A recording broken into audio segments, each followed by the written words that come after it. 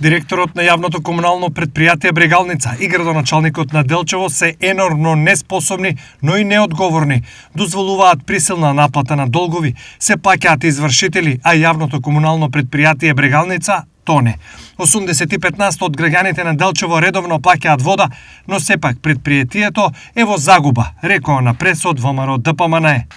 Замислете и сето тоа пред фактот што делчевчани плаќаат една од највисоките цени за вода за пиење во државата.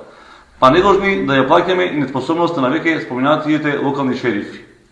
Јавно комунално предпријатие Брегалница тоне се подлабоко и бележи финансиски загуби поради несовесност од истиот сега веќе опозицијски дует Трајковски и Стојковски, кој во својот мандат ја зголемија цената за вода за пиење неколку пати.